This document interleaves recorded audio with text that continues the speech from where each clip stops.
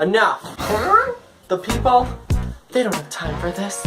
They've got a whole new season of Black Mirror to watch on Netflix. It'll take many hours. Many. That's why I'm here, to cut through the noise. 5 minutes or less.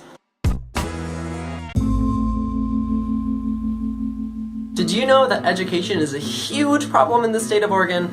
That's right, friends. All those memories you have about how horrible your education were are actually backed by statistics. Fact. Oregon spends more than $1,000 less per student than the national average. In fact, Oregon is ranked 49th in graduation rates nationally. That's the second worst. And fact, graduation rates are even lower if you're not white, alter-abled, and or poor. Imagine if you're all three. Voting yes on 98 means that $800 per student will be given to the Department of Education to distribute to schools around the state for dropout prevention and college and career readiness programs. Voting no on 98 means that our legislation doesn't have to set aside that money in the budget, but they still could. Please, I want some more. Fine. Go get yourself a job. Ah, yes. The symbol of vocational training will definitely improve every other area of my education.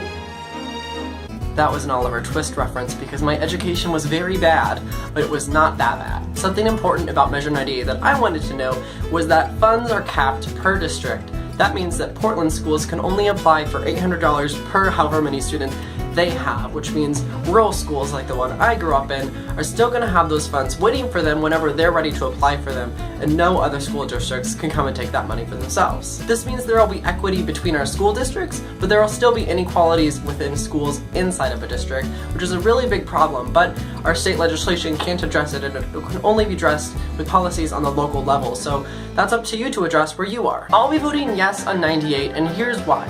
Some people really don't want to put this strict thing on our legislature saying that they have to set this money aside because our budget is getting tighter, especially if 97 doesn't pass, meaning we don't have all of that new revenue. However, I think education is a really important investment and a really good place to start, and I would love our state legislature to build their entire budget around education. Therefore, I'm gonna mandate that they do anything at the start of a budget, I'm gonna make it education. That being said, even if 98 passes, Oregon will still be spending less per student than the national average, and that's something very important that we need to remember. Now that you know about 98, make sure you click up here to watch the rest of the election 2016 playlist where I talk about everything else that's happening on the Oregon ballot this year. And once you're done with that, it's time to vote. In Oregon, you can vote many different ways, but you have to do it by 8 p.m. November 8th, which is like in a couple hours. If you're looking for a place to drop off your ballot, you can type in Vote Oregon and there's a handy little toolbar that'll do it based on your location. It's really amazing. As always, thanks for watching the video. Make sure you give it a thumbs up if you liked it, and if you can think of anything to make it even better, put it in the comments because I love you. And as always, don't forget to subscribe. Bye.